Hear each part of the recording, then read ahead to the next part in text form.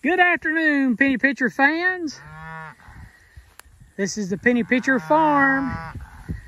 As we're changing these ladies and gentlemen over into paddock number 2 on the north side of the barn lot. And we can see the lot that we just come out of. This is 2 days grazing. And we can tell where they've knocked some down and where they've ate a lot. But that's doing good. They didn't eat it into the ground, which is the total premise of what we want to accomplish. And so now then, I want you to look at these ladies here, how once again, they've spread out. They're looking for their boundaries. And the calves has spread out as well. Some's going straight to the shade down there. The shade, they're full with it. And but look at these out here. They're a lot of them's already starting to eat. And we have the farm manager here with us today. I got here late to the party, didn't I? So what do you think? The very first thing I noticed in this paddock is that, I don't know if you can call them a weed or not, but whatever this purple thing is right here. I don't know. It's some kind of a wild flower, or I would call it a weed, but it's pretty. I mean, it's pretty. It's purple. But other than that right there, there's several of them scattered out through there. You can kind of see them. But other than that, there is no weeds in this paddock at all, Junior. No, it's just that's the first thing that I noticed when I come over here. Johnson grass, little Johnson grass, little Lespedeza, I don't even know that there's Johnson grass. Oh, it's just very, very little. You'll find the pod every now and then. Just a piece here and there, probably from unrolling hay or something. Nothing like what's up here on the hillside. Yeah. But that's the first thing I noticed is there's no weeds. And guys, we bush. I don't know how. I couldn't tell you how we done it. I mean, we tried to do that, but I couldn't tell you how to get rid of weeds, other than the fact we bush hog and rotational graze cattle. That, guys, I couldn't give you the science behind it, but I mean, there ain't no weeds in this paddock. There ain't no weeds in this field right here. I mean, even looking back over here, the weeds, you can kind of see right there is a little stemmy something sticking up right there. And I think that's one of these purple flowers. They've eat the purple off of it though. I think that's the same thing as that right there. But that's what they'll leave that behind, just because it ain't as palatable, I guess, as the fescue and all other stuff. But they ain't nothing like that sticking up nowhere. That's what's amazing to me, guys. So you can't tell me that rotating your cattle through your pasture fields and having some sort of management practice, giving your grass rest and recovery, a period of time where there's nothing on it that it can rest, guys, that has to help as far as not having weeds in your pastures, not having any of the less desirables coming up, cuckleburs and all that kind of thing. Because I don't see none.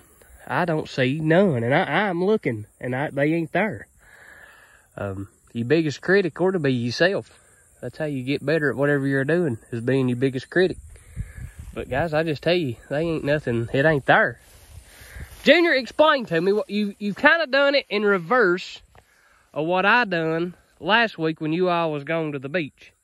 I started them right here in this paddock and moved them over here to this paddock and then moved them over here to this paddock. Well, but right you've kind of went backwards. You started where I did. Nope. But you didn't start where I did? Right here. You started right here. Yeah. Oh, okay. The reason for that is I looked at the long-range weather. We had cooler temperatures. The highest temperature that we had here was going to be about 72, 73 degrees for the average. So I decided there's less shade on this paddock right here than any of the other two. That is a fact. So I said, let's just put them in this paddock right here. We'll monitor them, make sure they don't get too hot. And they didn't. Whenever it did get up hot for about an hour a day, they come up here to behind the barn. Now, how did you do that, Junior? The reel's got them blocked off. You see where the reel is, guys? The reel here went from this post here to the white post out there. Okay, so if you, let me zoom in right here, guys. They went around behind the barn through the gap out there into where we got the city water. Okay, so through that gap right there is how they had to get to water. So water. Junior, instead of having sorry guys, having that reel right there, he had it where where this line is that we're looking at, where that reel is tied on at, that's where he had this reel at. So that just kind of gives you the mobility of doing this, guys. If you say that you're not set up in a way to do this, guys, that just shows you the flexibility of it. I like it, Junior. And then all we done right here is just we went down there and hooked on to the fence down there and brought it up here, hooked on to the same post that we had here, run it out through there and pulled this reel off the fence out there and moved it over here. Right. And put the new reel, this fence here, we just replaced it. Right. Put it back on there in its place. So what we got going on right here is basically just a water lane, right? It's just water lane. So we've not been over here. I had it backwards. I thought Dad started that. There's not been nothing over here. Yeah, this is paddock number 2 right here. Okay. This go around. I heard you say that, but I didn't. I wasn't paying attention. We just got out of paddock 1, which was over here on the right, and we're going to paddock 2. This will be paddock 3. Okay. And as you know, the barn lot over there, which is the south side. You've already been in that, right? We've already been in that for 2 days. So we've been 4 days here. All right, then. We're going to be 6 days, counting these 2 days here. Right. We're going to be 2 days here, counting, make 8 days. Right. Before we hit the hillside over here. Okay. And we could fence this off over here, put paddocks over here to make 3 lots over here. Since we're both here this week, we may cut that hillside up a whole lot different, maybe. Yeah. To maybe instead of making 2 paddocks, we may make 3 or 4 or 5. It'd be very easy. To do that though, we'll have to do city water. We'll have to water, I think, just to keep, from getting the pond beat up so bad. Yeah. But that's all right. We can, because the water is very handy right here. See, from this position where we're at right here, you can look over here to the Turkey Hill. Uh-huh. And that's a 1-day grazing, or we can divide that up into a couple of days. Right. Or a couple of paddocks. Right. And then we got the Turkey Field, which is the long chute out here to the left of us, to the north of us. Yeah, that's the hill right there, guys. The pond is in between this little paddock and that hillside right there. So basically what I'm getting at is we can easily make a 20-day rotation out of what we got on this side of the farm, and we don't have to go to the flat, or we don't have to go over on the other side that where we're saving the grass for this winter. Where we're stockpiling. Stockpiling, that's the word I'm thinking of. And guys, the only thing to it is to do it. The only thing that's keeping us from that is ourselves, and the fact that we'd have to move the cattle every day, and I personally just can't. So if Dad, he's here every day, if he wants to, and he's pretty well. This side of the farm's got plenty of fencing everywhere coming and a going. We can easily do it every couple of days. Yeah. So Dad can do it if he needs to, by himself. Fairly easy. You could set up any paddock here by yourself in 30 minutes. Well, now look at the difference right here at this grass. When you're talking about knocking it down and eating a little bit, this is just 2 days being on this paddock here. And you look over here, this is what they've got to go for the next 2 days. Oh, yeah. And we still got plenty of grass right here. Oh, yeah, there's all kinds of residual right there, guys. And by the time we come back around in 20 days, it's going to look like this right here. Right, that's exactly right. And we're going to have potential growth until the 1st of November. Hopefully it may be into 15th of November. But once you get to the middle of November, the growing season is going to be pretty much over with, except for the winter. And depending on it could, if it was to turn off cold, it could quit 1st of October if we get a killing frost. That first killing frost, that pretty well winds her up. According to the long range forecast, though, we should be good at least through the middle of October. Yeah. Well, this paddock right here is some of the best grass on the farm. Yes.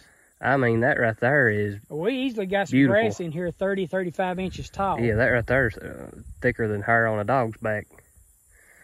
That's exactly right. We could easily leave these cows in here 4 or 5 days, but that defeats the purpose of what we're doing, right, guys? If we leave them in here 4 or 5 days, they're eating all that down, and we're getting in the slower growing part of the year. So that regrowth just simply won't happen. So we're in a sense we're semi-flash grazing. Just a couple days, somewhere between 24 and 48 hours, and we're gone. And I don't know, you never pointed it out maybe at the very beginning, but as you look at the cattle coming in here, they're really fat. Oh yeah, they're not starving by any means. They're getting plenty of groceries. They're doing good. We could actually, if we wanted to move to everyday moves, this paddock right here, guys, we could probably actually cut it. There ain't no doubt about it. We could cut it directly in half. Oh, yeah. If we wanted to make every single day moves, kind of like some of these guys, Greg Judy, and them makes 2-a-day moves. We're too lazy, I guess you could say. You can do anything you want to do, but we ain't, just for the simplicity of life, we ain't gonna do that.